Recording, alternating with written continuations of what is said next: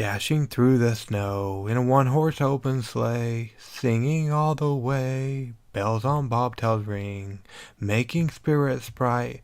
Oh, what fun it is to ride and listen to Getting Geeky with Gamer Leaf. Hey, jingle bells, oh, sorry, you caught me off guard.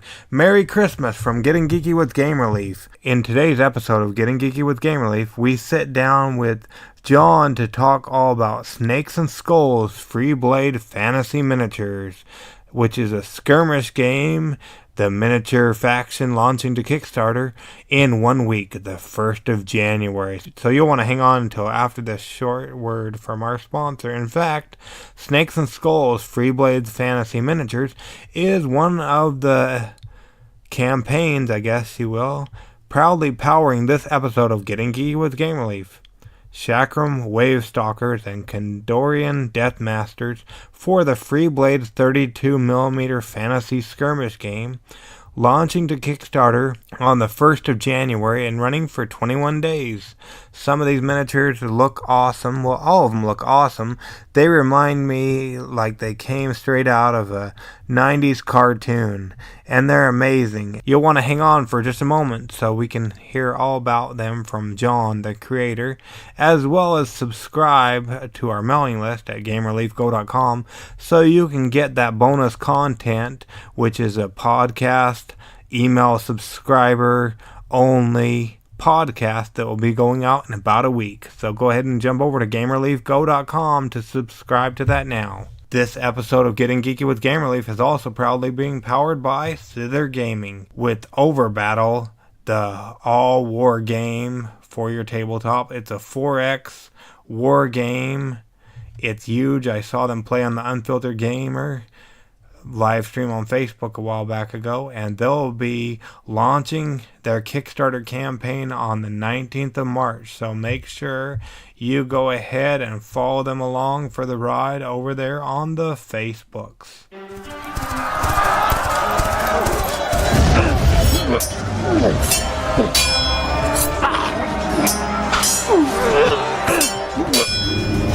Getting Geeky with Gamer Leaf, the podcast in which one man strives to level up his geekhood and helping you do the same, one battle at a time. Now, let's get geeky with Gamer Leaf.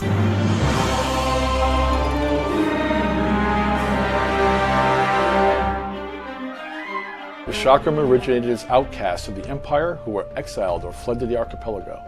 There they fell under the sway of the great Shakamal, a manifestation of the god aspect of deception and subterfuge. Shakamal blesses his followers with reptilian characteristics in kind with their level of devotion and inner desires. The first generation took on aspects of snakes and are known as the Blessed, those closest to Shakamal. Later generations have aspects of other reptiles and are known as the After. Over 2,000 years, the Chakram have grown to a powerful realm that controls the eastern seaways between the continents. The Chakram free band is led by the Steel Fang, a warrior of the Blessed trying to earn her way further up the ladder of the Chakram noble hierarchy. She is already an accomplished fighter, and some experience out in the wider world will raise her stature at home. The band's caster is the Narrowdix, an After well versed in the ways of water magic. With his command of liquids and vapors, the Narrowdix is perfectly suited to enhance his free band's capabilities, especially in the Chakram Isles. The Shellback provides the group's muscle, and after gifted with the characteristics of a turtle, he can stand in a combat with the hardest warriors in Phelan. If you have somewhere to go and a Shellback blocks your path, you might stay blocked. The Viperon is a Blessed who has fallen into disgrace. The great Shakamal can be somewhat hard on those who displease him. Often he will set the offender into a more natural state and let him earn his way back into favor. The Viperon hungers to please his patron deity. The band does not have an archer as such, but the Spitter serves this role well, although from a limited range. His venom more than makes up for this disadvantage as enemies flee from his approach. The Tillik is not a Chakram, but rather a creature native to the Isles. The Chakram have trained Tilliks to run ahead and break up enemy attacks and pile on opponents in combat. The Reapers abound undead, raised and compelled to serve the Jackal Priests of Kandor. In life, the Reaper served as a Kandoran heavy infantryman. In death, he is an even more implacable foe, heavily armored, well-armed, and very hard to kill. Again. Did that sound familiar to you guys? It didn't to me neither, but this is a story of Snakes and Skulls, Freeblades Fantasy Miniatures, that is currently, about to be on Kickstarter. And tonight we're lucky enough to have on the lead designer behind this great game or miniature set and whatnot. John, is that correct, John? Is that how you fit in line with Snakes and Skulls, Freeblades Fantasy Miniatures? Yeah, I'd say it's accurate. Awesome. Thank you so much for joining us on Getting Geeky with Game Relief. We really appreciate it. No problem. Now, before we jump into everything that's great about these miniatures in the Freeblades world, let's rewind a little bit if we could. How did you get into playing tabletop, I guess, board game? Do you play board games too or just war games? I play it all. Okay, so let's rewind a little bit. How did you get into it all? Well, in order to answer that question, I got to kind of reveal my age here. So I got into board games first, old school board games, hex-based, cardboard counter board games as a kid. And then basically ended up in the hobby playing everything there is, cards, miniatures, role-playing, board games, you name it. So it sounds like you didn't start off with Monopoly, though. No. Actually, my first game, and like I said, I got to date myself. I got my first game for my 10th birthday in 1972. Oh, well, they were making games clear back then? Yeah. A game called Panzerblitz. I was a little young for it. It was kind of college age reading level, and I was a little overwhelmed by it. And so I liked maps. So I moved little pieces around the map and, didn't have any friends that were into it. But by the time I got into junior high school, I'd fallen in with a group that were also playing similar games. And the first few years was all board games. And then in there is when Dungeons and Dragons got its start.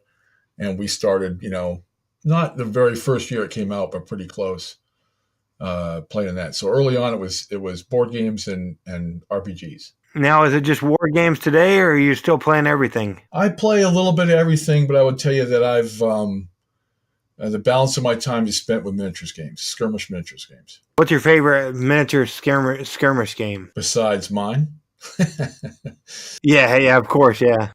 Freeblade obviously is my favorite, but I was just thinking about that because we talked about some of the questions. I would say that right now, after Freeblades, my favorite is Blood and Plunder by Firelock Games. What can you tell us about that game? Well, maybe let's see. I'm not too familiar with war games. I imagine some people listening are, but how's a war game work? I imagine they're similar. They're often not cooperative, right? For the most part, you can play Freeblades cooperatively, but they're not. There's not usually a cooperative function, so it's usually somebody versus somebody.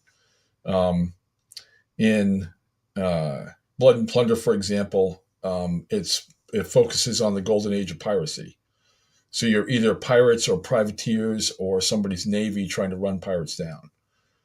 And one of the things I like about it is they designed it so you could play it at sea or on land or, like amphibious, like with a coastline where the ships are off the coast and guys come in on longboats and raid the land side.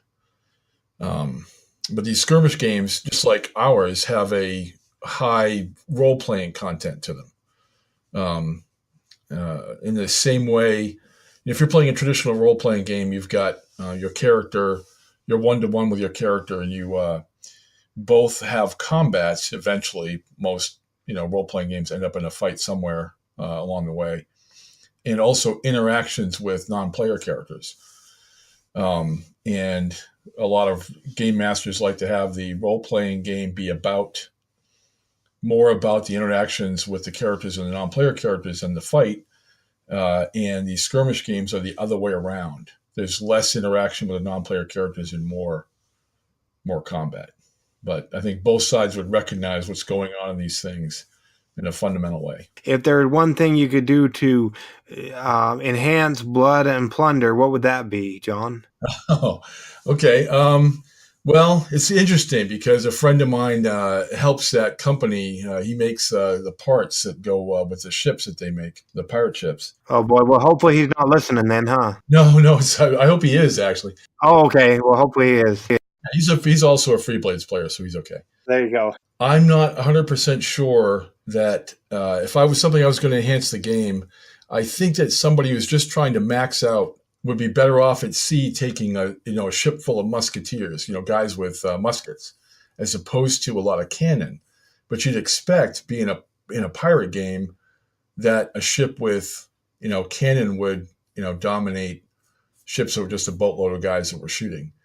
And I have some suggestions my friend's going to pass along to him about that, because I think some other people are starting to find the same phenomenon. But I'll tell you, you'd have to really dig to find something to enhance that game. So I think it's a really, really excellent design. I think those guys have done a great job. And it's currently when we're not playing Freeblades around here, it's currently the hot ticket. Well, there you go. There you have it. And word on the street is you're about to launch this Freeblades campaign.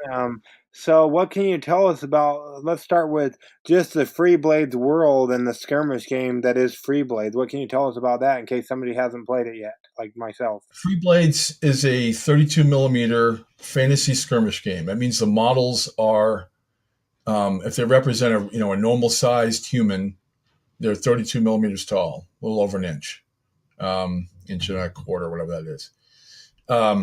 So you have a set of these models, and they are your free band. A free blade is an adventurer for hire, and a free band is a group of these folks.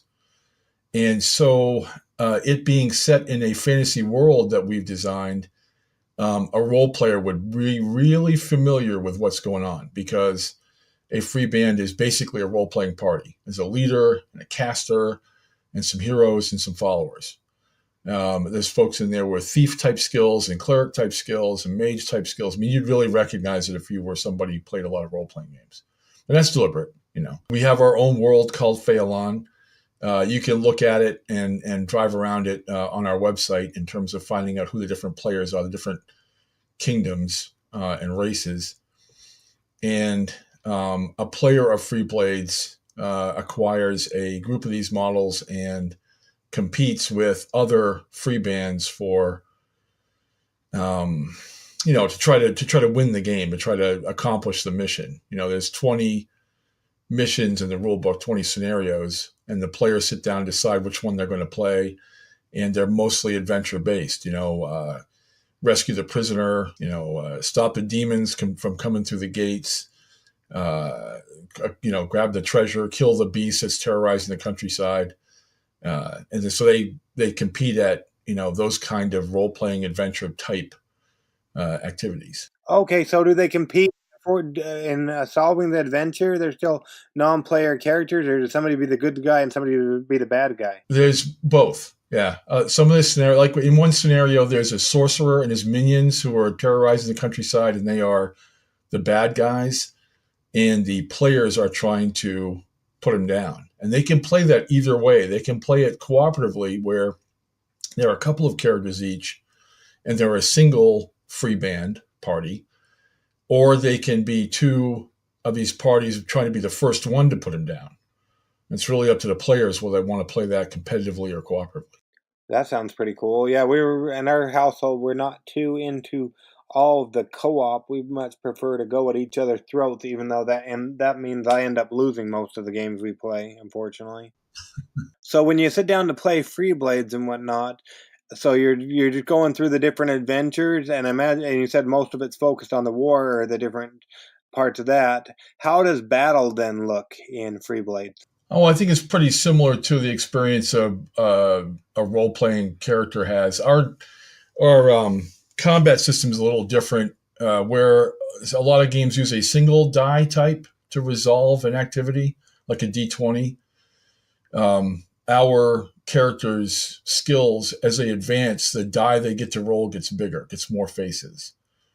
And there are other games like that out there in the world, but I think we're currently the only one that uses them all between 4 and 30 sided. And you can play your game as a one-off where you just play and that's the end of it, or you can play a set of linked games where your character skills up if they survive from game to game to game. And so you could start with a skill rating and, your combat skill of D10. So you throw a D10 when it's time to attack and go to D12, D14, D16, D18 and advance your character's ability by playing games and getting adventure points, which are our version of experience points. Okay, and somebody's new to the world of Freeblades. By backing the Kickstarter that you're going to be having in the next week or so, will they be able to start playing right away when they get their Kickstarter delivered, or what all do they need to play Freeblades? Well, you need the models, and of course you'll get those through the Kickstarter. Everything that we make is available as an add-on. So if you wanted to get the models for one of the factions the Kickstarter makes, and then get, a set of dice and another faction for a friend of yours, so the two of you can play, there's every way you could possibly do add-ons are available to you during the Kickstarter. If they wanted to start playing before the Kickstarter, is there a way to get the previous factions in the game and they can start playing beforehand? You can get, well, the first thing that you need is the living rulebook. The rulebook's a digital product. You pay $10 for it on our website, and it goes into your account, and you download it, and you get every future update for free. You only have to buy it once. So some other systems, you buy a book, and you buy a physical book, and when they change the rules or add something to it, you set that one aside and you buy a new one. And we don't do that. So you spend $10 one time, you have the rule book, it's in your account online, you go there, you download it, and we announce when we make a new one, and you just go there and download the new one. You don't have to spend any more money. The rule book's a PDF that is interactive, so all of the keywords and cross-references and the index are all hyperlinked. So you can, move back and forth through the rule book without having to flip pages. Well, not flip pages, but, swipe pages.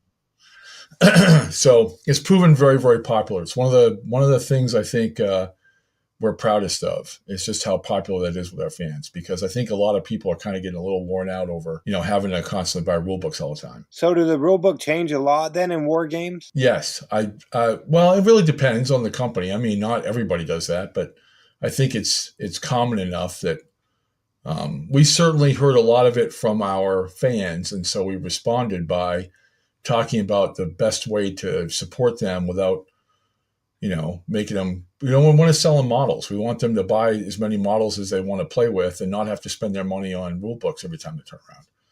So after talking to everybody in our fan base about what they'd like, this was the most common request. And it's proven very, very popular. Awesome. And Freeblades has been around how long? We originally released the first factions in 2012. Summer of 2012. Oh, okay. So before you did that with the factions and stuff, just in the making of Freeblades, was there ever anything you had to scrap during playtesting that just wouldn't work for the game? Yeah, a number of things. But I think the thing I remember the most is, and I don't know how familiar you are with this, but when you're playing one of these games, is the basic way to do a turn sequence is player one goes, player two goes. The trouble with that is it's not terribly sexy. And if you're not careful, if player one gets the initiative, they move all their models and they're in contact with all of player twos, and player two didn't get to do anything. The good side of that is it's fast, but it's not terribly exciting. So there's all these other initiative systems out there: cards, dice, random, sequential activations, sudden turn end cards that are in the deck where you pull that card, the turn's over, and you start a new turn, and maybe some of your stuff didn't move. And a lot of those things are extremely cool, and I play a lot of those games. But we could not make any of those work inside the hour and 15, hour and a half we wanted somebody to finish a game in. The reason for that, it's not because it's bad, it's just that if I don't know what unit is moving next, because I don't know what card is going to come up on the deck, I have to think about, I draw the card and now unit X gets to move. I couldn't anticipate that and think about it in advance. So now I'm sitting there thinking about what to do with it in the game. And even if I spend a minute doing it, it's a minute longer than I would have otherwise if I knew when everything was going to go. And so as much as those systems are cool, they're also slow. And we decided that fast was more important. So as much as we tried to make one of those work, nothing could compete with, first player, second player.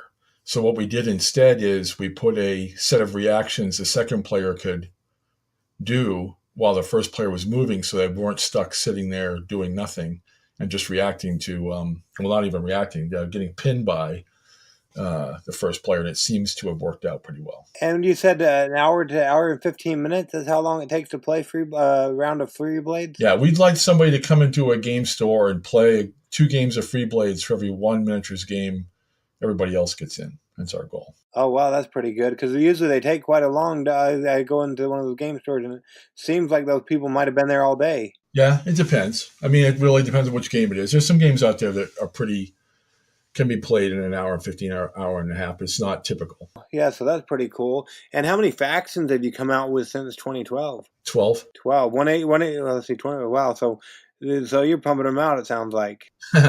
This Kickstarter that kicks off on 1 January 2019 is our 8th Kickstarter. So some of them before Kickstarter you did them yourself. Why the turn to Kickstarter then? Well, there's good and bad to Kickstarter, obviously. The tough thing we're a very small company, and we recognize that. We're the little kid on the block. Small but mighty. You can't kill us. That's the one piece of good news. But we don't have the reach, the resources some of these larger companies have. So you get caught in a catch-22 with the retail space where you go to the retailer and say, hey, I'd like you to carry Freeblades. And they ask you what distributor distributes your game. And you go to the distributor and say, look, I need you to distribute me because I want these stores to carry me. And they say, well, what stores are you played in? It's like you can't, one is not going to carry you until the distributor takes you on. The distributor is not going to take you until game stores start to carry you. And so we decided, okay, you know what? We're going to go directly to our fans, back at the beginning. And that seemed to work. We've had 7 successful Kickstarters. They all funded. They all delivered on time, So, actually, they all funded. 7 hasn't delivered on time because it's still, delivery date hasn't come yet. The thing we're making a dragon model with that Kickstarter. And it's not due to be delivered until the summer. But we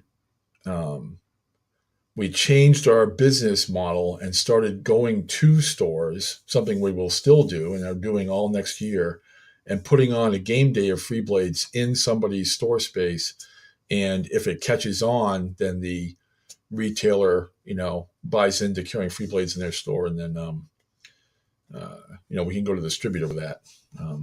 So the downside to Kickstarters is if you're not careful, the retailer isn't making anything out of what you're originally taking in. You're going directly to the fan and they're getting it directly from you, and it's not moving through the store. And we want to support retailers because that's where these games get played. If there aren't any more game stores, these common places that gamers get to meet and play their games are going to go away. We don't want that. So we're very much interested in supporting, brick and mortar retail spaces for these games. Yeah, so that sounds like a pretty good idea. So when you go to the stores, have you seen success? Have any of the stores picked it up after playing it with them? Yeah, it was actually a huge success. 2016 we started, and all last year. 2017 and all this past year, and it's been an enormous success. And part of that is because we've gone directly there and kind of, personally gotten involved in showing the game off and talking to the gamers and talking to the retailers. And also because there is generally the places that take us on, the places that play the game, there is a quester, our gamer ambassador. It's called the Quester program. Different companies have different names for it. The old Games Workshop name was Outrider. I think Privateer Press calls them press gangers, but they're gamers that are volunteers that we give them some prize support and some other goodies, and they put on, they're the alpha in the store that puts on the game. And those people are just amazing. I mean, we couldn't do what we do without them. And so they're fans of the game, and they're active in, setting up terrain tables and getting their friends, to the store and play the game and put on great scenarios, great participation games. So meeting them in the space that they play and connecting them to other players and to their store owner and to us, they get to meet us personally, has been a really, really, really good thing. Oh, okay. So you're not necessarily having to go to all the stores. The fans are picking it up. A lot of them, it sounds like. Well, we generally we go there to kind of get the ball rolling, one time, and then after that, the quester kind of takes it from there, and maybe we come back for a big event that they put on. Like we went to a store in Kentucky this past fall, and we're going back next fall for one of their big events. But in between, we'll be going other places, and that quester there in Elizabethtown is going to be putting the Freeblades games on during the course of 2019. So it's kind of a partnership. That sounds like a pretty good deal. Get the fans involved and stuff, and they must really love the game. So that's awesome. It sounds like a pretty cool game. And just looking at these miniatures, scrolling through, they look pretty cool. Yeah, we're pretty proud of. We get to work with some really creative, really talented people. I don't have any sculpting or artistic talent at all, and it just amazes me what some of these people can do. The skills that they have. Yeah, I want to say some of these, looking at this Kickstarter that you have going on, a lot of these characters remind me like they come out straight out of a 90s cartoon. Well, I think that our kind of go-to message is familiar but unique, something that you'd recognize, that you could identify with, but we have our own particular take on it.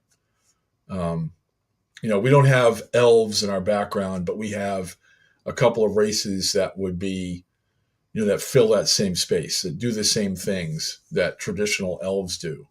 But they have their own story, and there's other things going on with them than traditional fantasy elves. So you get what you kind of want to play and what you expect to play as a gamer, but you also get your own kind of take on it. And fans have really responded to that. Yeah, it sounds like it, going in and playing in the different stories and stuff. Now, with, per se, somebody is new to Freeblades, or they haven't never heard of it, with all of the other games on Kickstarter, what makes your game and miniatures pop or stand out as one my audience should go check out and then back if they like what they see, John? Well, we make really pretty models, but we're not the only company in the world that makes really pretty models. There's a lot of talented people out there. So another way that we are differentiated is you don't have to spend a lot of money to play it. As a miniatures game, you and your friend can get in for less than $100. That's atypical, nowadays. Of course, you're going to get in for a lot less if you go through the Kickstarter, potentially. You have a lot of company support. It's very, very personal with us. I'm the one answering the questions on the Facebook page. We go out there and see our fans face to face at conventions and in their game store. And the world is extremely deep. We have these 12 factions already. They all have stories.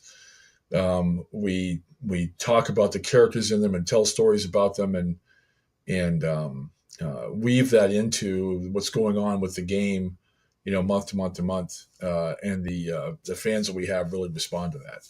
So it's I don't think it's actually any one thing. I think if you said there was one thing out there, it is the combination of them. You have a game that plays quickly. You don't spend all night doing it.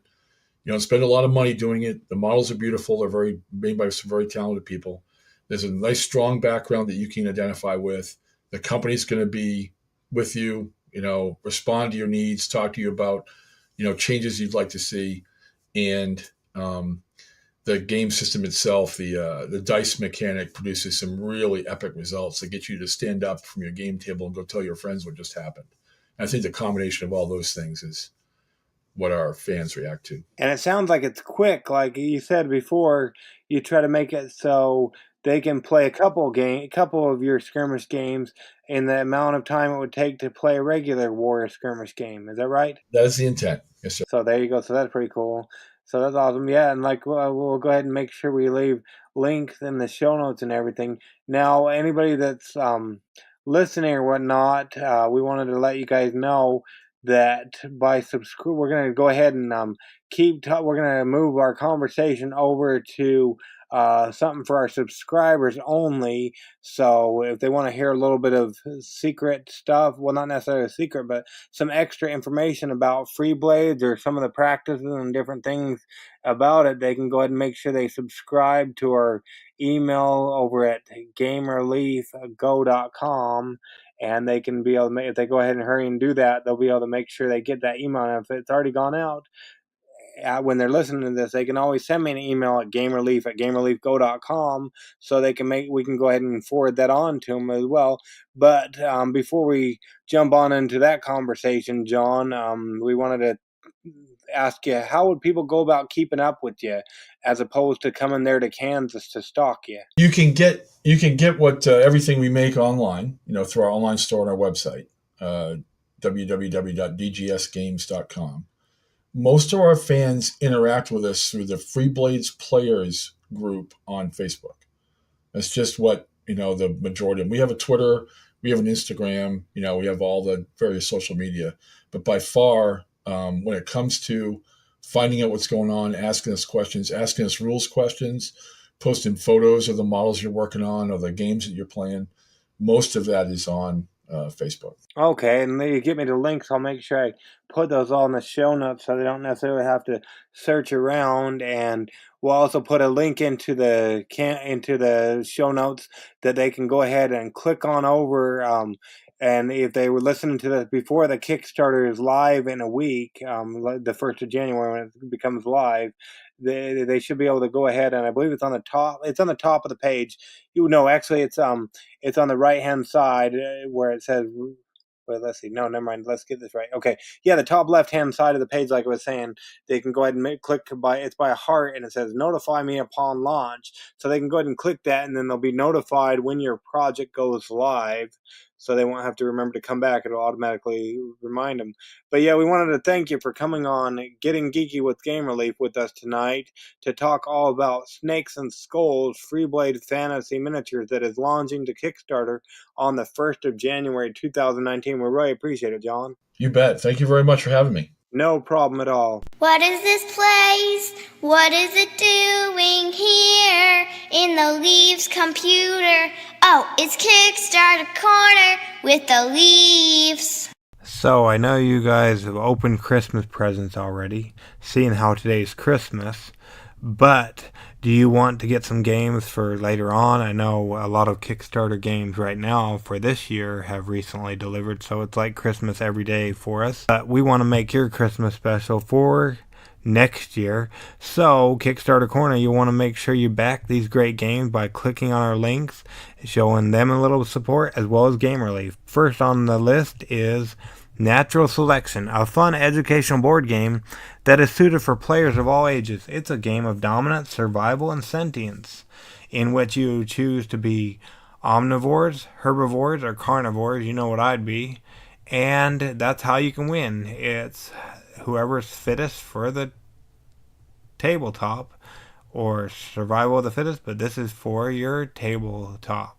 Natural Selection on Kickstarter through the 7th of January. Another one that is going into January a little while longer is the Final Flicktier relaunch from Gabe Barrett. Boldly go where no asymmetric faction has gone before in this 4X game, featuring a unique dice flicking mechanism for movement and combat. Join along on the ride as they have reached their goal and they're still going strong for another 11 days as this project goes through Friday, the 4th of January. You want to hear me and Gabe talk about his great game before he launched on Kickstarter? You can do that too by going over to the updates. We're in number 1 of the updates, right above that picture of Alien Santa Claus. So go check that out. Another great game that we had the creator on the show to talk about with was Monster Mania, Josh McMurray. Monster Mania is a strategic battle card game for 1 to 6 players. Collect resources, deal powerful attacks, and defeat all other monsters. We also did a preview of this game. You can go back a couple Family Fun Day Friday episodes to find out what we thought about it. It'll be on the Kickstarters for 6 more days, going through the 31st of December. So what a great way to bring in the new year by backing some of these great games on Kickstarter. The next one, last but not least, is Pathwise. It's a dynamic maze building game. Pathwise is an innovative strategy game with stunning artwork and unique gameplay. We as well had the creators on the show to talk all about this great game, and it looks amazing. It sounds amazing talking to the creators. You should definitely go and check out our episode called Pathwise, where we talk to them all about it. Now, it's our least favorite time. Well, not today, because today's Christmas, and it's time to open gifts. So, not our least favorite time, but one of our least favorite times, I guess, because we won't be able to catch you until the flip side, which will be Thursday. Yep, so a couple days you'll go without getting geeky with Game Relief. In the meantime, I hope you'll enjoy your gifts, get geeky, stay geeky, and bring others in the geek fold. And we'll catch you on the flip side just like usual. Game Relief out.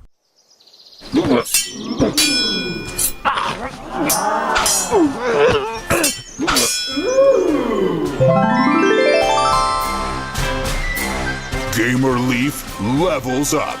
Tune in next week to see if Gamer Leaf's luck holds up.